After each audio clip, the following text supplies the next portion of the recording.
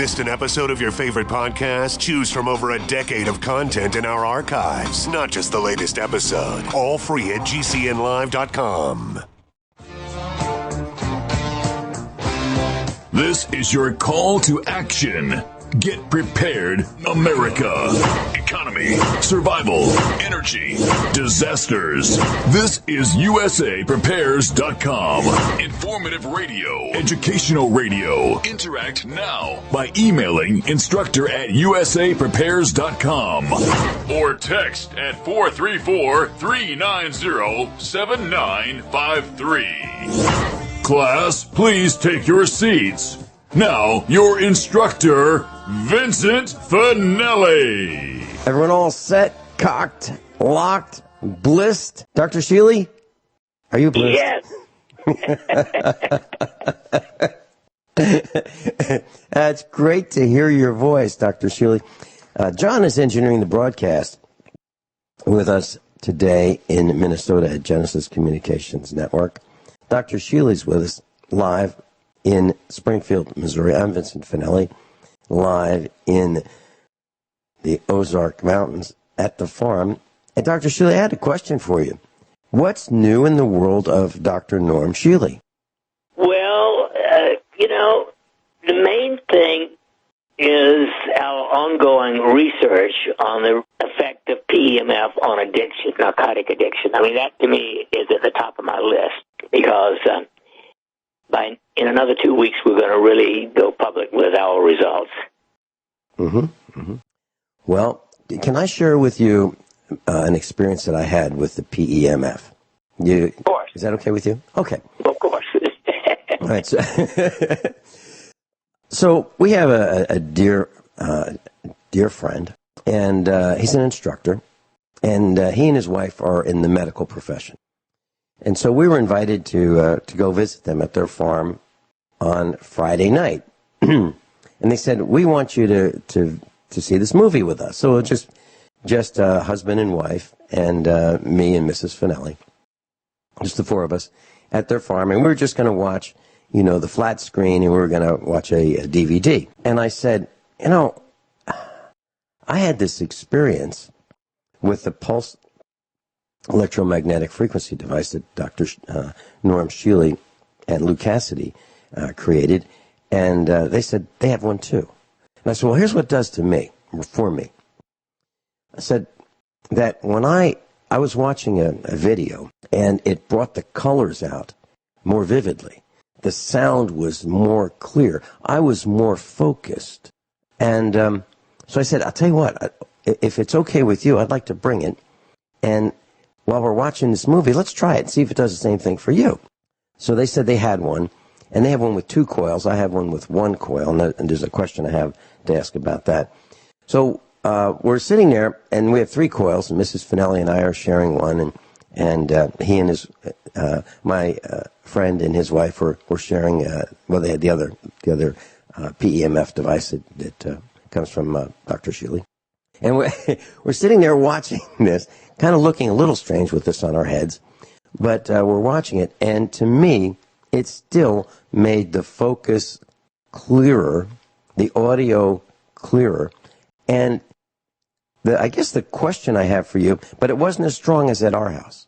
It was present, but it wasn't as strong. Now, could it be that the reason that the effect was still there, but I would say at a lower percentage? Could the reason be that in their home they have Wi-Fi, in their home they have cell phones?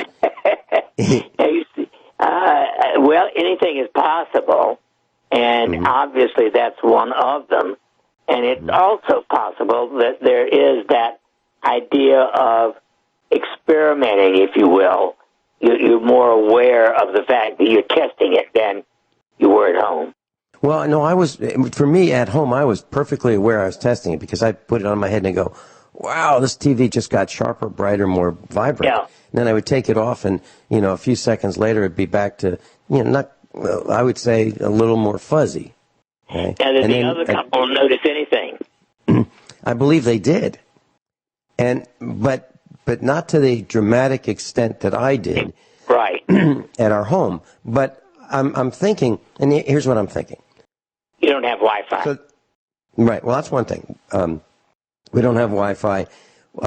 There was an electric fan very close to above our heads in the room. We were watching this video. There was, of course, the Wi-Fi, the cell phones, and there was the other PEMF device, and they weren't in sync because, well, they couldn't be in sync because you ramp up the frequencies and then you ramp down the frequencies. So now we're transmitting different frequencies at the same time. So we had the Wi-Fi, the electric motor from the fan above our heads with the electromagnetic radiation there, and other fans in the house running. And all of this electromagnetic activity, I was wondering if it was canceling out some of the signals. Well, obviously that's possible. That's definitely possible. That was my thought, because at our house, there's no electric fan running in the room. There's no cell phones, no Wi-Fi. We have a minimum amount of electromagnetic radiation. And so that was my question. Is it possible that there would be lower effects for people because of the greater amounts of electromagnetic radiation everywhere? Especially, I'm wondering if how the effect would be in an apartment complex. Let's say you have 16 units, and everybody's got 2 cell phones in each unit, and everybody's got Wi-Fi in each unit, and they've got their microwaves cooking, and on and on and on and on. What do you think? I think you're right. Let's face it. The evidence is overwhelming that just fluorescent lights, fluorescent over your head, alter your brain. Mm-hmm. Years ago when I lived in Virginia, we had fluorescent lights. And what I did to minimize the damage, the electromagnetic radiation from these 8-foot-long tubes, was I took, let's say, 2 to 3 inch wide strips of aluminum foil, and I wrapped the ends, the cathode and the anode ends of the fluorescent tubes with probably 3 layers thick of neatly folded aluminum foil. So the aluminum foil would be whatever the width of the aluminum foil roll would be. I'm talking about household aluminum foil that we all used to buy. And I found a purpose for it, and that was to make these strips of aluminum foil 2 to 3 inches wide, wrap the cathode and the anode end. That means each end of the fluorescent tube, close to the pins but not short-circuiting out the pins that drive the tubes electrically. And I taped them with plastic, so it's a nice tight fit. And I believe that it had some effect in minimizing the electromagnetic radiation from the fluorescent tubes at the cathode and the anode ends. Have you ever seen anybody do that, Dr. Shealy? No. Okay. Well, I guess I haven't either, but that's what I did. Well, I won't say I'm paranoid, but I will say that I am concerned about these dangers that are everywhere. I had another question for you, Dr. Shealy, about bacteria in the water. Neighbor came over yesterday, and he looked kind of bummed out. And I said, "So what's up?" And he said, "Well, we've got bacteria in our well." I said, "Okay. Well, how about if I come help you in about an hour?" So we talked for a while, and he was concerned because he has coliform bacteria in his well. The answer that I understand is to shock the well with chlorine. Is there another answer, Dr. Shealy? The only answer other than chlorine is ultraviolet light. Mm-hmm. Mm-hmm. As long as it passes through a strong enough ultraviolet light, that theoretically is at least as good as chlorine and a heck of a lot safer. Now, I don't know if there's a powerful enough ultraviolet light that a city utility could use that instead of chlorine. Nobody's ever looked at that I know of. Okay. Well, I have ultraviolet light, and my research tells me, well, of course, there's ultraviolet A, B, and C, different frequencies, and UVC is the one that kills the bacteria. And so that was not an option for him because, well, he didn't have another one, or I didn't have another one to, give him. So chlorine was the only answer we had at that time. So maybe we could talk for a little bit about what causes the bacteria in the wells. Is that something that is okay with you to talk about? Absolutely. Let's face it. There's manure many places, even in the city. Who knows who's dumped what, and even, of course, the people don't have wells usually in the city, but when you have a well, it has draining into it everything from some significant, because your well is part of an aquifer. It may be huge. It may cover half the United States. And so manure from anywhere can go through the soil and the bacteria get into the well water. Now, we had one episode in the 36 years we've been living on our farm where we got bacteria in the well, and we, did a chlorine flush and cleaned it up and haven't had a problem again. Okay. Well, we've got Mark in Pennsylvania on the line, and after that, let's talk more about disinfecting the wells. Mark in Pennsylvania, welcome. You're on with Dr. Norm Shealy. Hello, Vincent, Dr. Shealy. I had a question, a medical question. I had a oblation several months ago, and I'm recovering well, no other problems. Every once in a while, I'll have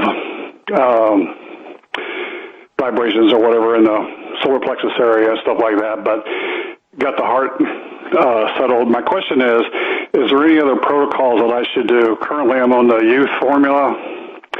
I take Allison, and I take a herbal formula that's at least advertised on Mr. Finelli's show. I don't know if I can mention the name. Take 50,000 units of vitamin D3 weekly, and a vitamin D. And a multi-mineral. Is there anything else that I can do? I'll tell you what, we're going into a break. Please stand by, and we'll get all of your questions answered when we come back. Dr. Norm Shealy is with us. I'm Vin Finelli. This is USA Prepares. Dr. Norm Shealy is with us.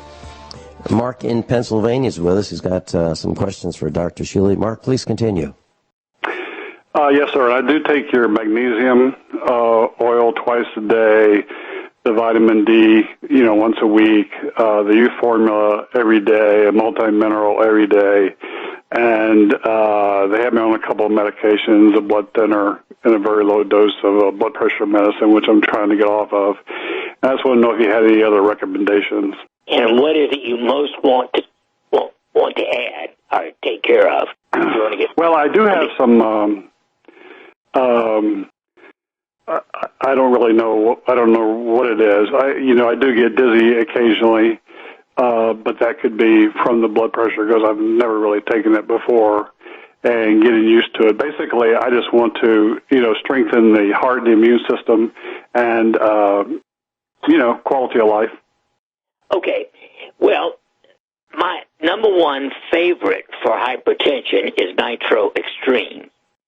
Okay. Now, it is totally safe, and it works really well in 70% of people with no negative effects ever.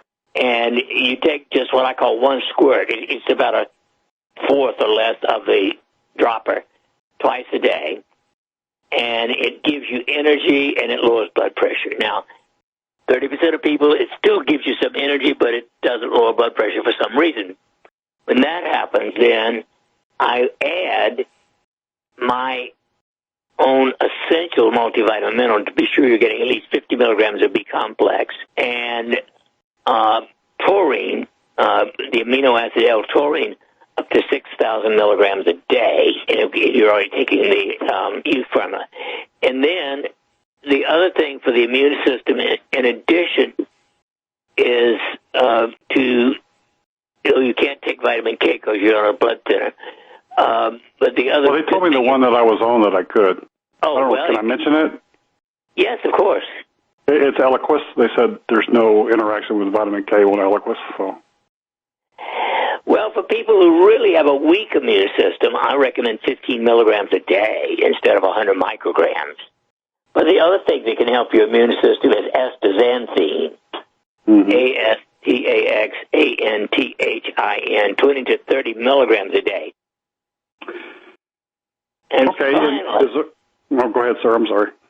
Well, finally, autogenic training. Autogenic training is a guided imagery, 18-minute exercise that lowers stress better than anything I know. Now, if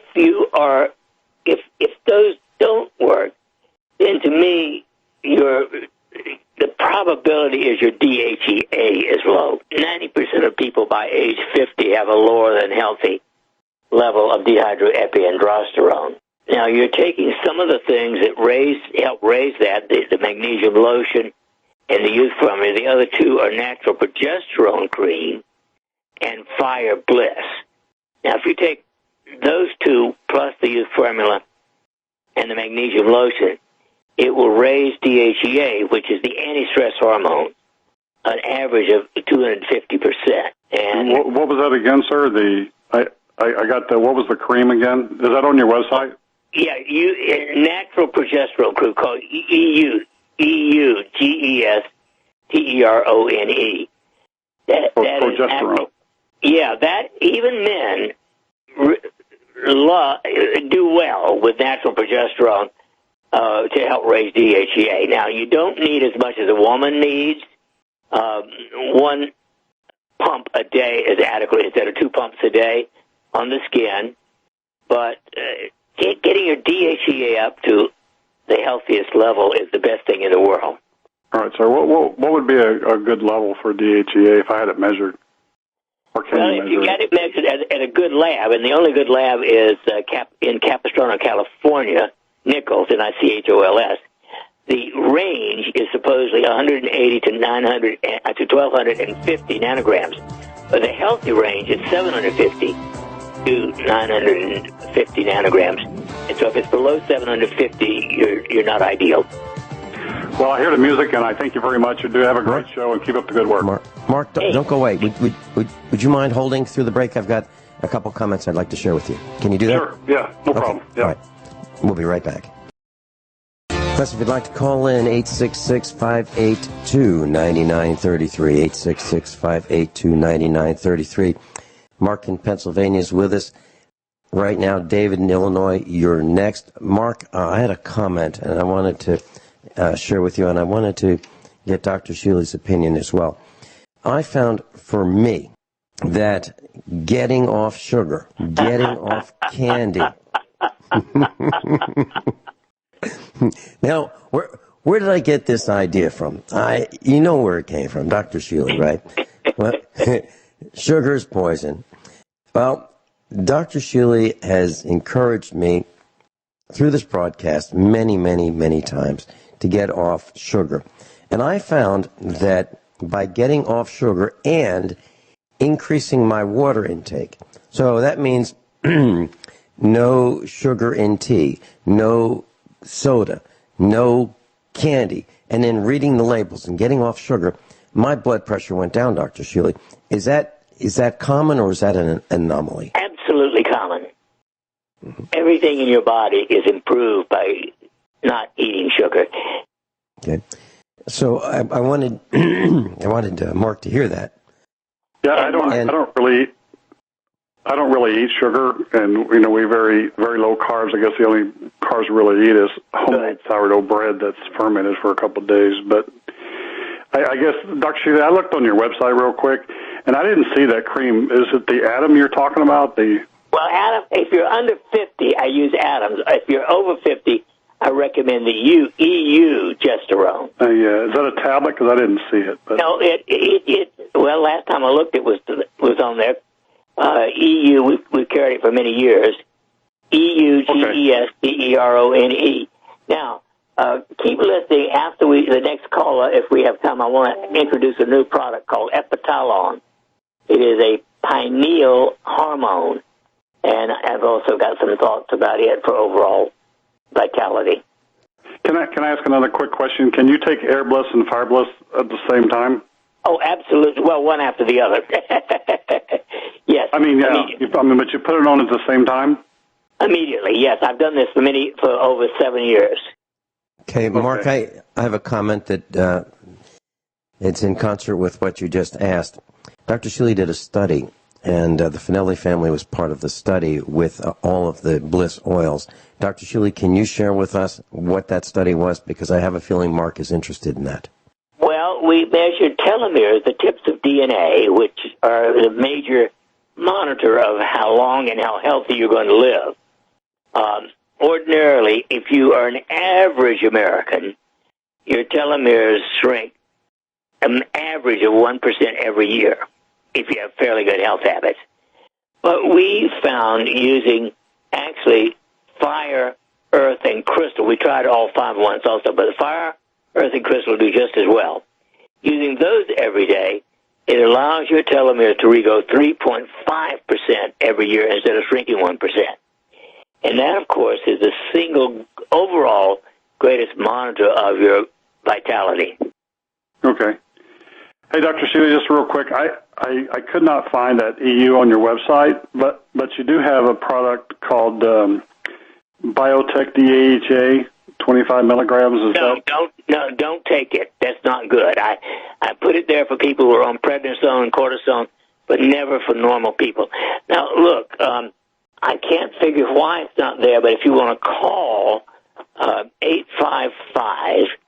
855-329-2124, they can certainly tell you about it. Okay. And just want to appreciate your show, Vince. Very informative, and I never get to listen live, very rarely, but I always listen through the downloads. And thank you very much for all your service, both of you. Really appreciate it. Thank you. Hey, great. Thanks for calling. Thank you, Mark. Wasn't that nice? David in Illinois, you're on with Dr. Norm Shealy. Welcome. How you doing? Hey, you brought up, they also put me on, we're on vitamin D3. Now, when I tried to do research on vitamin D... David, your audio is muffled. Is there something that you can do to... How about maybe now? I stopped moving. Is that any better? Just a little bit. So we're going to have to go quickly because it's very, very fuzzy. Okay. Yes. They have us on vitamin D3. So research in vitamin D3, the doctors on all over the web said that if you're deficient in vitamin D, you're deficient in vitamin K. And they said you should take vitamin K, but there's no test for vitamin K. So does vitamin K actually tell vitamin D what to do? Like they said it does? They do work together. They are almost like Siamese twins. If you have one but not the other, it doesn't do a good job.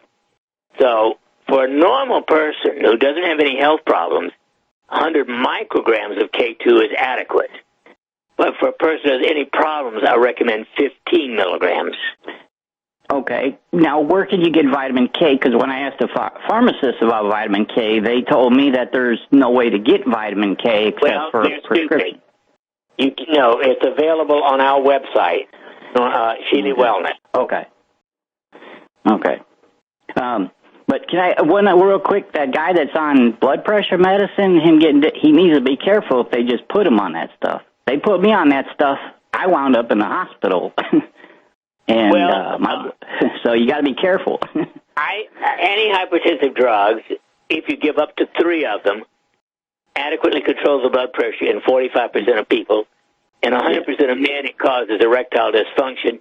In 99+% of people, it causes fatigue. But other than that, they're not so bad, Mrs. Lincoln. Then you brought up then they asked me at the same time if I wanted something for that. And I'm like, no. I can't believe it. I went there, and I didn't even have a blood pressure problem. I wound up in a hospital with a blood pressure way under 50, and the doctor just worried about his instruments being bad. And he said, when you get home, be careful. And instead, I passed out and woke up in the hospital for a week. So, anyways, thank you very much. One of the reasons I don't use drugs. I got off them.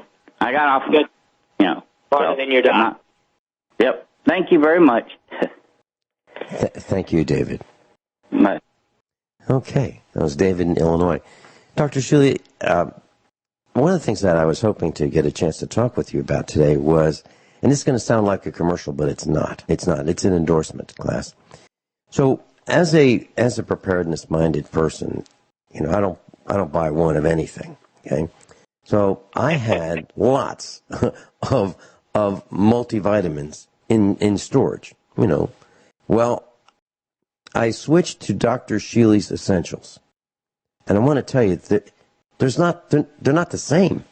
Your Essentials absolutely have a profound effect on me, all positive, whereas the multiple vitamins, from the big box store, did nothing.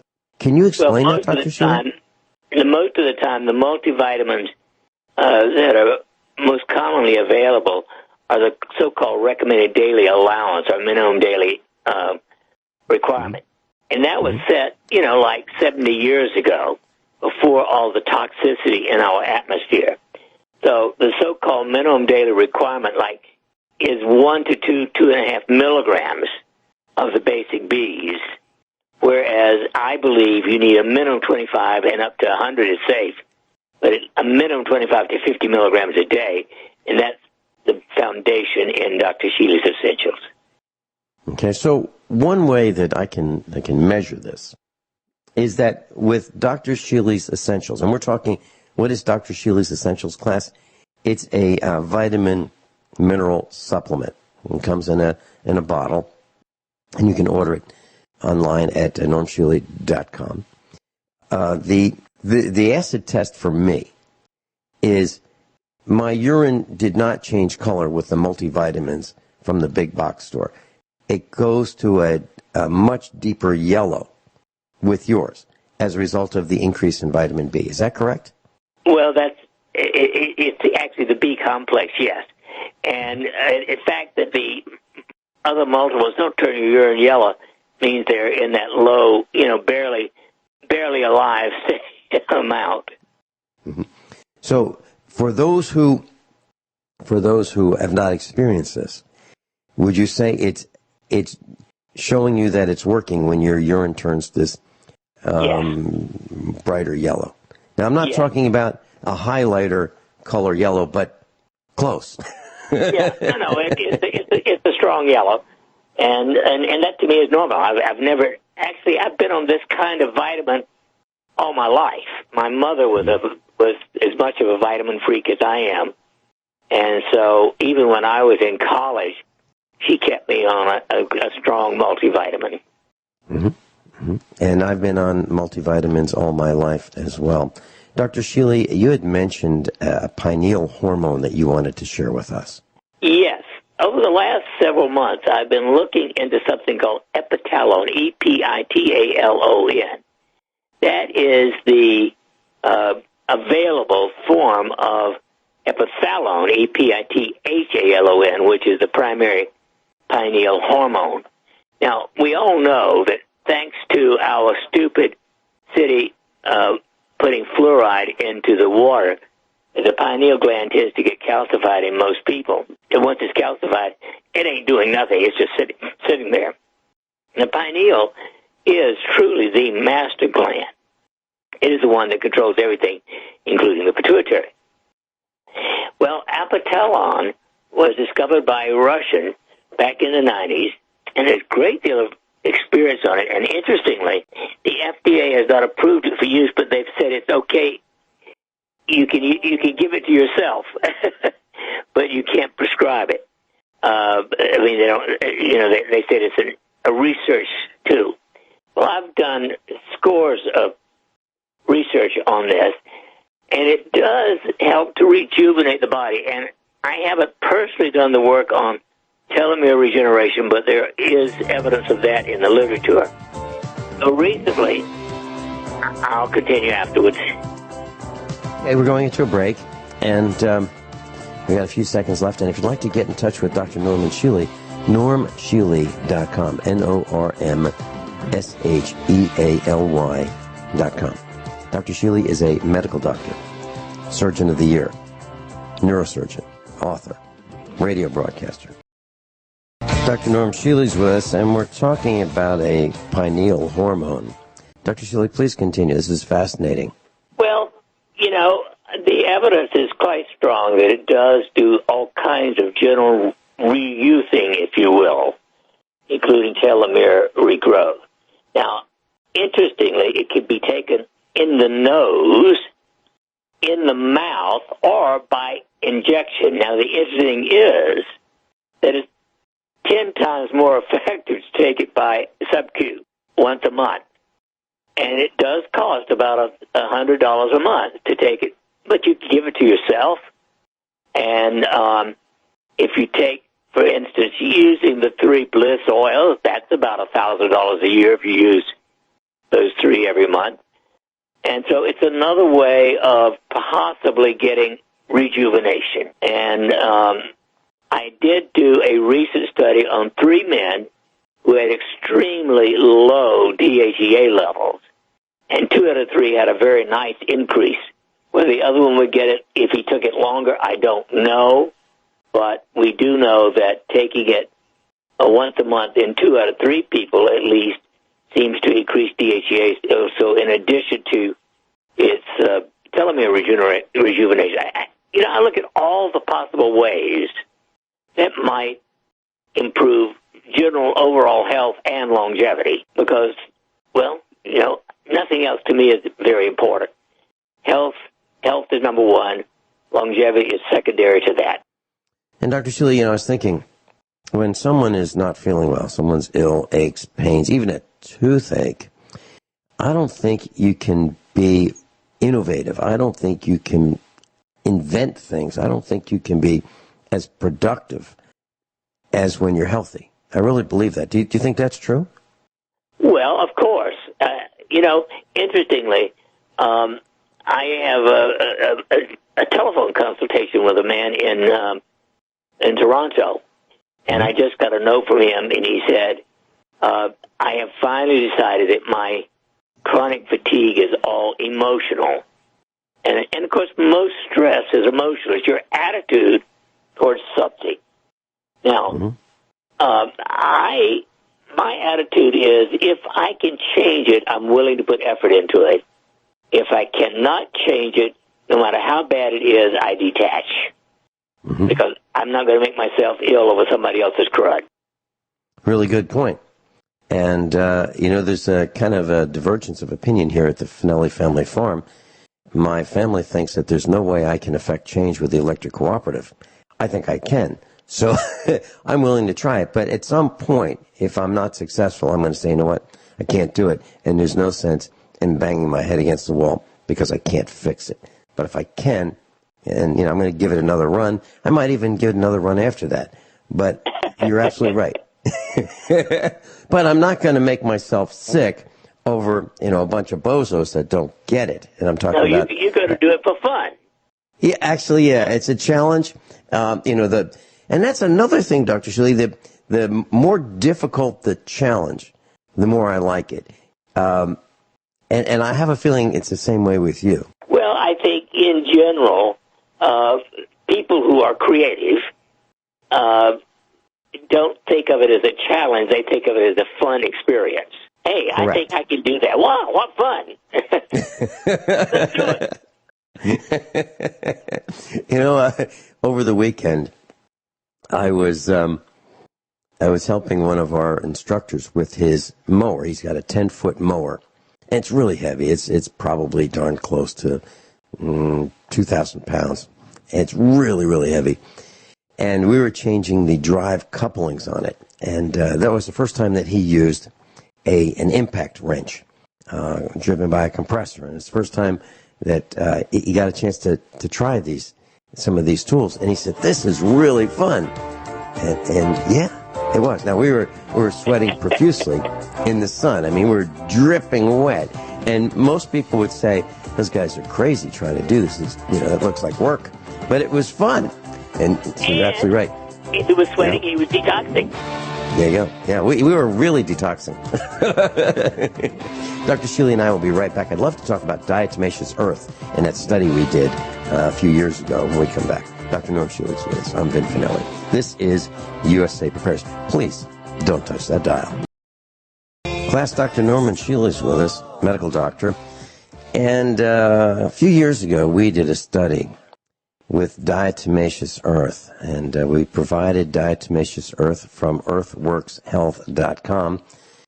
And those who volunteered took it multiple times per day in water or with juice. And it was kind of interesting what happened. Dr. Shealy, can you share with us what you thought of the results of, our hair growth, our fingernail growth, general? Yeah, yes. No question about it. It does something to the integrity, if you will, of, I think, the structure of the things that are made out of collagen. I think that's what it's doing, is improving your collagen. I can't guarantee every joint's going to get better, but the fact that your hair grows better and your skin is more healthy suggests that it's part of the collagen. We had a gentleman at our meetup who absolutely swore that he would continue taking it every day, and he did not want to be without it. And one of the benefits of this is many people believe that it is a great natural way of treating parasites in animals. So, for example, cattle, dogs, cats, those kinds of things. Have you researched that as well, Dr. Shealy? Yes. And in fact, that's the number one reason for taking it. But getting rid of parasites has multiple benefits on your overall health. Mm-hmm. And does that work for humans as well, by killing the parasites in our digestive tract? Oh, absolutely. We don't need parasites. Mm-hmm. And diatomaceous earth is a way to kill them? Yep, okay. Yep. How would you, for those listening, earthworkshealth.com class, earthworkshealth.com is the brand that I have here at the farm. That's the brand that we conducted this study with our volunteers at the meetup. And we had lots and lots of volunteers who were anxious to try it. And no one said, nah, it doesn't work. Everyone was positive about it. And how would you recommend that someone consume diatomaceous earth, Dr. Shealy? What's the most pleasant way? Because, to me, it's like eating dust.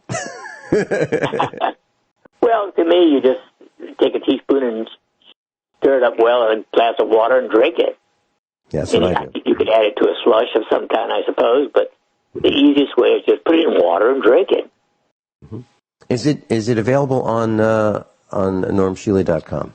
No, we do not have it. It is widely available at health food stores, but you want to get food grade, of course. Yes, that's absolutely critical, class. Food grade diatomaceous earth. When we had a pool years ago in Virginia, we used a diatomaceous earth pool filter. And what would happen is we would force the water through a layer of DE, or diatomaceous earth, and it would filter the water so clear that you could tell whether a dime was heads or tails in the deep end of the pool. Literally, it was crystal clear. So it's a filtering, it's a filtering media. It works great. But you must, if you're going to ingest it, you must have food grade. It's processed differently. Absolutely. Yeah, you don't want to use the grade that you use in your garden to kill insects. Correct. You can use the food grade to kill insects, but you're wasting your money because the processing is more expensive for food grade. But you can buy it in a large canister. Let me grab it right here. Okay, I got the canister in my hands, and it's 2.5 pounds. It's a large.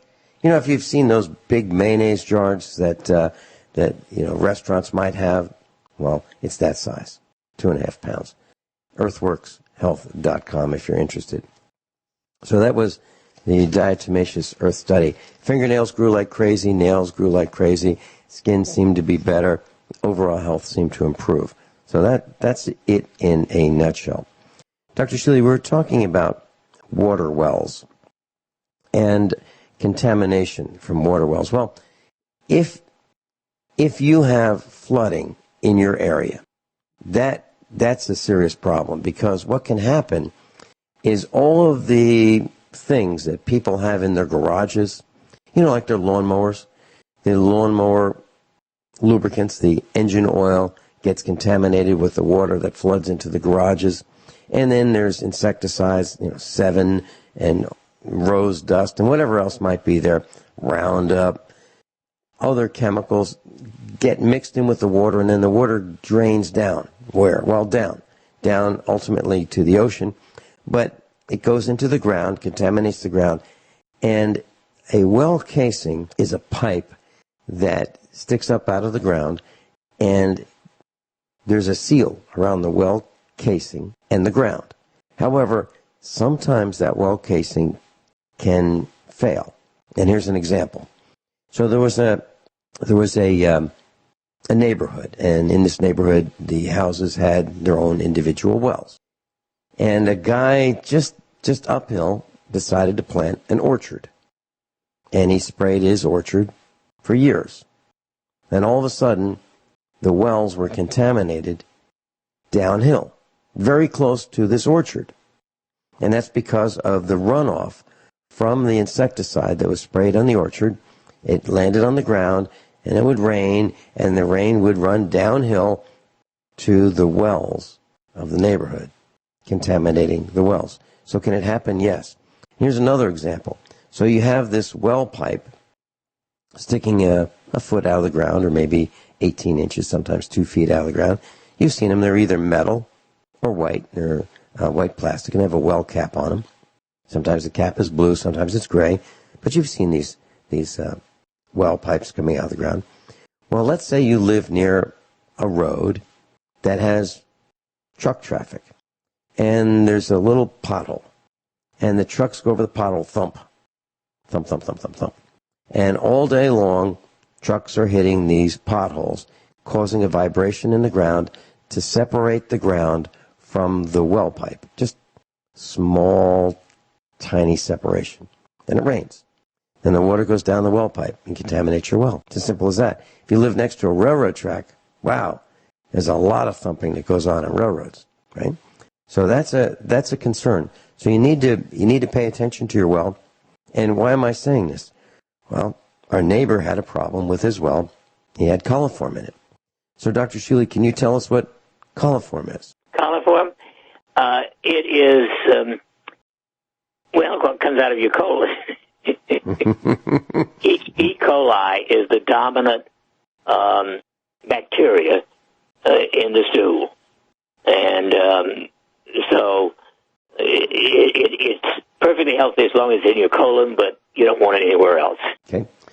So if you have, let's say you have some pigs in the area and they're wallowing in the mud, and it rains, and that mud gets mixed with the rainwater, and it runs downhill, and it contacts your neighbor's well, and your neighbor's well is connected to your well, which it probably is, then you have contamination of your well. So what do? Well, one of the recommendations is to treat your well with chlorine.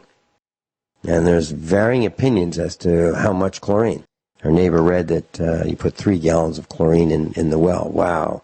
3 gallons of chlorine, you'll be smelling, tasting that chlorine for weeks. 3 months.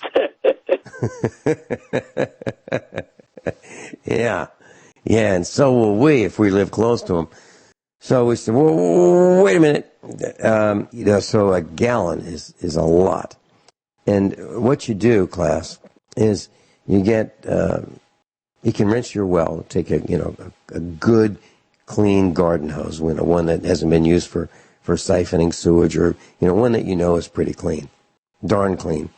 And you connect that to your well, or you get even better, a bucket, a clean bucket, maybe one of those 5-gallon buckets that you've disinfected, and you fill it with 5 gallons of water, and you pour that down the well, and you just rinse off the inside of the well pipe. Then you get another 5-gallon bucket, and you can put some chlorine in there, let's say a quart. Or a half a gallon, and you you fill up some more of that bucket with some water, add a few gallons more of water, and then you pour that down the well pipe, and then you get another bucket of water, and you rinse down the well pipe with that next gallon or next bucket of water. Then you let it set, and you might want to let it set for a few minutes, and then you turn on the faucets. You turn on the one closest to the well. When I say closest to the well, I'm talking about plumbing feet close. Okay, the one that has the least amount of footage of pipe to the well. And then until you smell chlorine, and you shut that off. Then you go to the next farthest one away. And you keep going farther and farther, and you smell the chlorine coming out of the water, and you shut it off. And then you let the chlorine sit in your plumbing system for at least 12 hours. It'd be better if it stayed in there for 24 hours.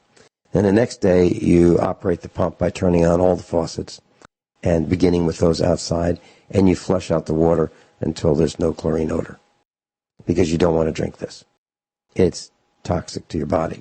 As far as I know, chlorine can kill every known life form. Is that right, Dr. Shealy? Every known life form? Yes. Mm-hmm. So you don't want to drink this. And the best thing to do would be to have a Pure water filter or a Berkey water filter, so you can make sure that you've filtered the water before you drink it, because it's going to smell like chlorine for probably a week. Let's talk a little bit more about that. Dr. Shealy, I'm sure you've got a bunch of thoughts on the procedure and the safety and so forth when we come back. But, if you've had a flood or you just want to prevent being made ill by these biologicals, this is what you can do.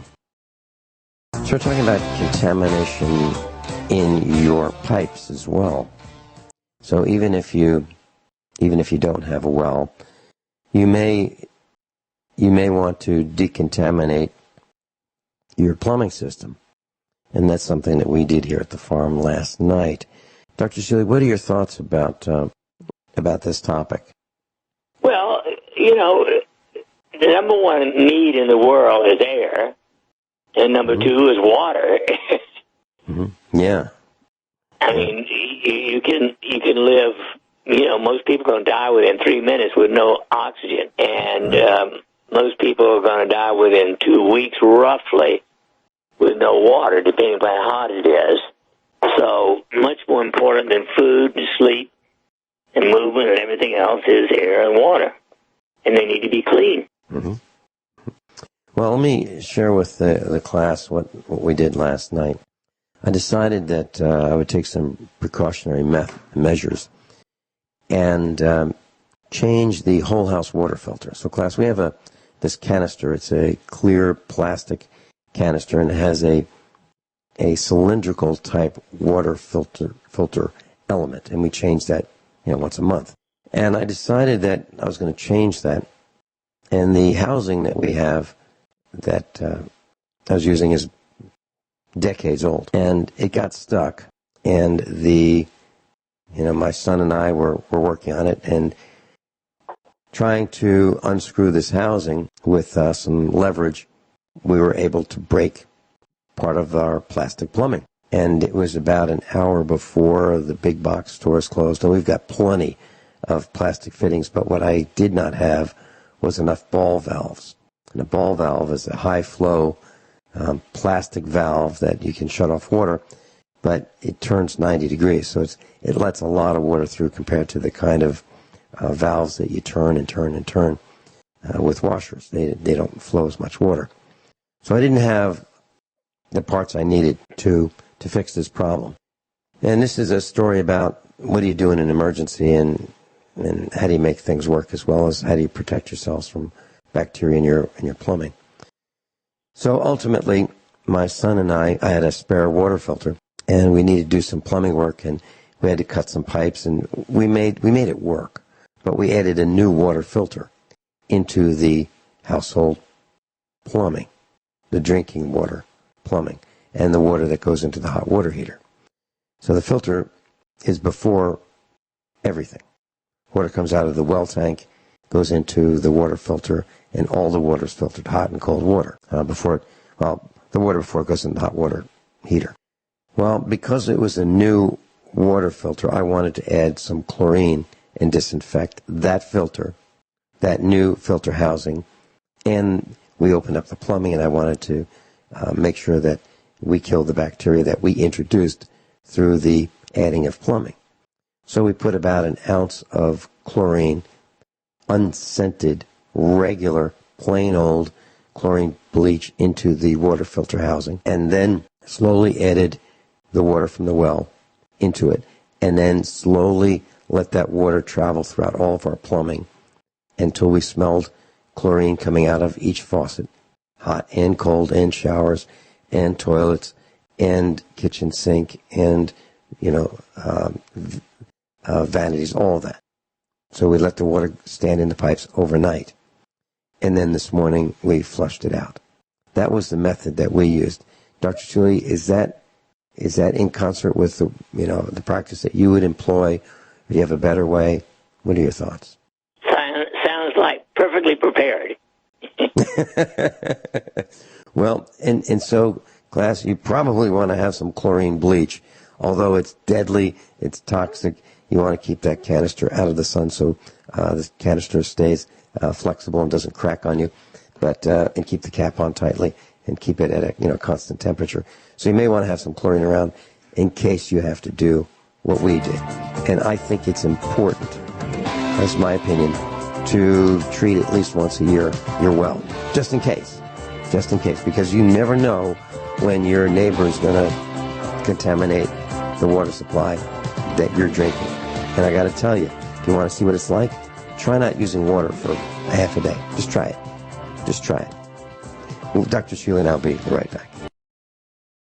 Dr. Norman Shealy's with us, normshealy.com. Dr. Shealy, I had a most unpleasant discussion with a dear friend. It's not that my friend is unpleasant, but the topic was. His name is Dane Wigington, and I talked with him before going on the air with him on Friday, and hour number 1. And he has the website geoengineeringwatch.org. It's the largest website in the world relating to geoengineering.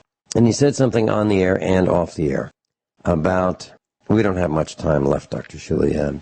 He was saying about 10 years.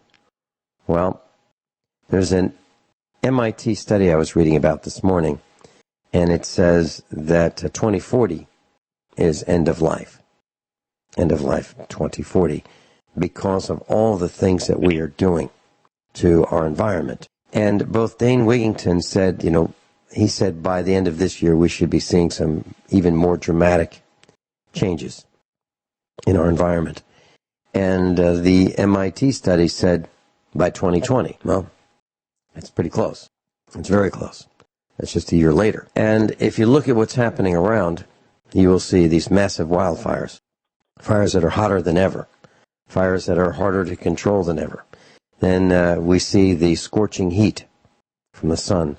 We see the massive flooding on the East Coast. We've got earthquakes. We've got volcanoes. All kinds of really serious things are happening all around. And it's of tremendous concern to me. Dr. Shealy, in your circles, you get a chance to meet some of the most brilliant people on the planet. Are they talking about these kinds of things as well? Very few people actually talk about it. I think the fact that people have been predicting catastrophe for at least several decades, if not hundreds of thousands of years, people don't know what to do with it. They get tired of hearing about it. And obviously, let's face it, the number one, in my opinion, risk to this planet is nuclear energy. It could destroy the whole planet and everything on it. Other than that, there have been, according to a number of sources, repeated cycles of extreme heat and extreme cold. And so I've been expecting for the last 30 years that at some point in my lifetime we would enter glaciation again, and it would come after an extremely hot spell. And that is according to Earth Under Fire, all kinds of books that have looked at the history of the Earth in glaciation versus heat. So in my opinion, our 12,000 year between glaciers is over, and I wouldn't be surprised if glaciation took place within the next few years, but I don't personally expect the You don't, or you do? I do not. Obviously, anything's possible, but I don't see it. I don't feel it. Well, what I'm seeing is the heat is increasing at an increasing rate. Are you seeing that in your part of Missouri as well? Or are you getting some rain? Well, we did get a good rain last night, actually, for the first time in a month, I think. And who knows? I mean, because over in the St. Louis area, they've had an increase in rain all summer instead of a drought. Well, it's great for them. I'm sure the cows on the streets of St. Louis really appreciate that. Well, I'm thinking of our friend Lou Cassidy. He's just a little bit beyond St. Louis, and he says they've had a lot of rain. Yeah, we have not, and the internet is now saying that our area of the Ozarks is in a serious drought. Well, yeah, we really are. Okay. Well, I'm concerned about what Dane Wigington has been saying. I believe that the weather is getting hotter. I believe that it's getting tougher. And I believe that much of this, not all of it, but man has contributed so much. There's no way that I can be convinced that all of these automobiles, trucks, tractor trailers, cars, power plants, home heating systems, air conditioning systems, all of this pollution that we dump in the air has had no effect. I can't believe that it has had no effect. I believe that it has. And the more I read, the more I'm learning that being in cities is like smoking because of all the pollution in the air. You don't have to grab a pack of cigarettes. Just take a couple deep breaths and you're smoking. Well, even 40-plus years ago, in Wisconsin, for instance, where I lived, the people in the rural areas outlived those in even Milwaukee by 7 years. And that was before it got nearly as bad as it is now. Right. Randy in Houston. Is that Houston, Texas, Randy, or Houston, Missouri? No, that's Houston, Texas. Okay. Welcome. You're on with Dr. Norm Shealy. I want to throw something out to y'all, and if y'all talk to, I've been listening to y'all sometime this morning on the phone with clients, but y'all were talking about the cell phone radiation earlier in the broadcast. Yes. And I want to just get y'all's opinion on this. Down here in Houston, we are having an explosion of the installation of these 5G towers. And I'm just going to call them cell towers for now. Now, I have been limiting my exposure and my family's exposure to cell phones and Wi-Fi. But here's my question. Let's say I do away with having a cell phone and doing away with a Wi-Fi. Is that really, I know that there is some help to me doing that.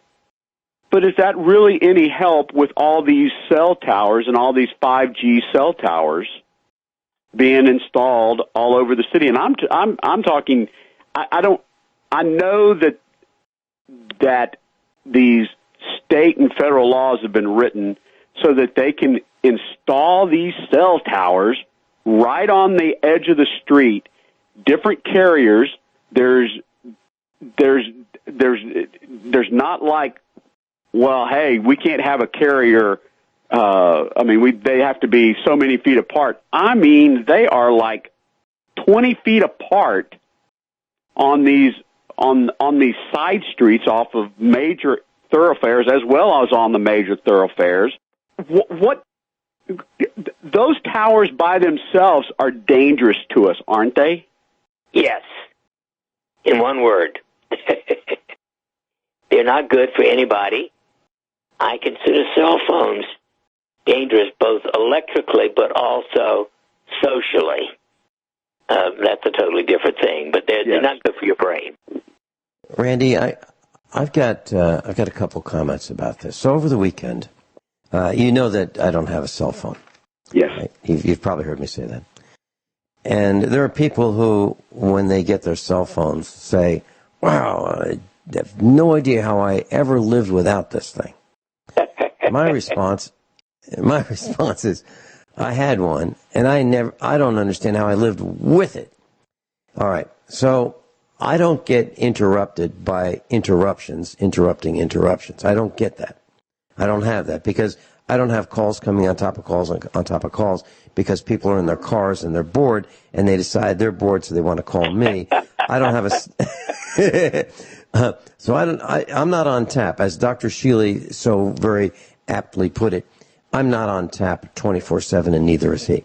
Okay, so here's the answer to your question. I went to a family's farm over the weekend, and we were talking about electromagnetic radiation. They have power poles, and near their house is a transformer. They are getting blasted with the electromagnetic radiation from the transformer. They have a cooktop. They're getting electromagnetic radiation from it.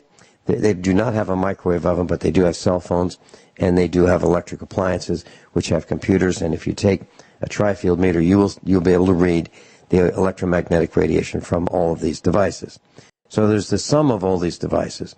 Then what we did was I had my tri-field meter, and we put their cell phone on the counter, and we just left it in the off position, and but it connects to the tower, even though it's kind of in the sleeping state. Well, then when you turn it on, there's an immediate blast of electromagnetic radiation. When you send a text, there are several, blasts of electromagnetic radiation. So you think a text is not very bad, but they are. And what happens is when you use that phone, most people hold it in their hand. Most people are right-handed, and they put the phone on the same side of their head all the time. So they hold the phone with the left hand because they're right-handed. They can write with the right hand while they're holding the phone with the left hand, and they're going to get brain cancer on the left side of the brain. All right. Well, now you have the smart meter. So you have your cell phones, you've got your appliances, you've got your household wiring, you've got the wall transformers, you've got your computers and your router, okay, in a single-family home. Now, if you have an apartment, you might have 16 times whatever I just talked about, okay, all in the same building. Then you have all the meters, and each apartment probably has its own meter. So now you have 16 meters, smart meters, and they're all transmitting. So you're absolutely right. Then you have the cell towers. So you've got all of this constantly blasting you. Can you get away from it? It's hard. What do you have to do? You've got to move to a farm. Distance is your friend. Distance from everything else and everybody else. But people will think you're nuts if you do it. And who's doing it? Well, Dr. Shealy's doing it. Who else? I'm doing it. Who else is doing it? Dane Wigington's doing it. So there's a bunch of us who are doing it, but we're weird. Please stay with us and let's talk more about this. You've hit an important topic. Okay, class. To answer Randy's question, I'm going to say some things that are going to be absolutely frightening. You may not want to tune into this unless you're preparing to protect yourself. So here's how it goes. Many years ago, I heard, well, this could get me fired. Okay, but I'm going to tell you anyway. I was listening to the radio.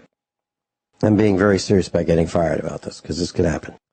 I was listening to the radio, and I heard a commercial for one of these devices that claim to protect you from cell phone radiation. So I picked up the phone, and I called the number to order one of these things. And I said, hey, I'm Vin Finelli. I'm with USA Prepares, and I heard this commercial, and I would love to look at one of these devices that you're making. I'd love to see one. May I borrow one? I don't want one. I would like to borrow one. I'd like to look at it and see it and see how it works. I said, sure, we'll send you one. I said, okay, I'm going to send it back. Well, I got a cell phone, put the cell phone in it, called the cell phone, and it rang. And what does that tell you? That tells you that if your cell phone can ring and can answer the call, cell phone radiation is coming in and out of that device, that one particular device. So I called the company up and I said, hey, here's what's going on. And I said, really? Yeah, really. They had to redesign their cell phone protection device because it did not work. Next little analysis results that I can share with you. So I took a cell phone and I put it in a microwave oven. Now, I unplugged the microwave oven. You can do this yourself, but make sure you've unplugged that microwave oven. Right? Otherwise, you'll blow up your cell phone. I put a cell phone in a microwave oven. A microwave oven operates at the same frequency as a cell phone in many cases. And from a landline, I called the cell phone inside the microwave oven, and it rang. Now, what does that mean? That means that a cell phone that transmits at about a watt or 1.6 watts inside a microwave oven that transmits at maybe 1,100 watts, 1,100 times as much maybe, can leak. The proof of it leaking is the fact that I can call a cell phone and it rings inside a microwave oven. That means that microwave radiation can come out of the microwave oven. So people are in there cooking their coffee or their hot dog or whatever it might be, warming up that plate of spaghetti, and they're looking face up against the glass of or the plastic window of the microwave oven, saying, I wonder how it's doing. Think it's done yet? Let me keep looking. They've got their face right up against the microwave oven, and it's killing them slowly. So, Randy, you are absolutely, positively right on the money. You are right to be concerned. We are outnumbered, outgunned, surrounded on all sides, top and bottom, by electromagnetic radiation. And the GDP, the generally dumb public, thinks it's great. Faster, faster, faster. If you want to go faster on wireless, it's higher frequencies. That's all there is to it. Higher frequencies gives you the potential to go faster. And that's what people want, faster. They want that device that will help think for them in their pocket that's going to give them cancer. They want faster. Now, they are being tracked every inch of their path by these technologies. I hate it. I hate it. And people know when you come to the Finelli's house, you will not bring your phone inside the house. They know that. Vince, I love you. I love you too, Dr. Shealy. Randy? You and I are certainly on the same frequency. Yeah. Randy, did I ruin your day or? No, it just confirms what I'm thinking, that the only way to resolve this is that we're going to have to move. And we're going to have to Randy, get out of the city. Instructor at USA Prepares. That's an email address. I'd like you to use it. Email me your phone number, and I'd love to chat with you off the air and do some more discussion about this. Instructor at usaprepares.com. Class, and if you want to chat with me off the air, instructor at usaprepares.com. Randy, thank you so much for your brilliant, brilliant question and ringing the alarm and hitting my button along with Dr. Shealy's. Dr. Shealy, thank you so much.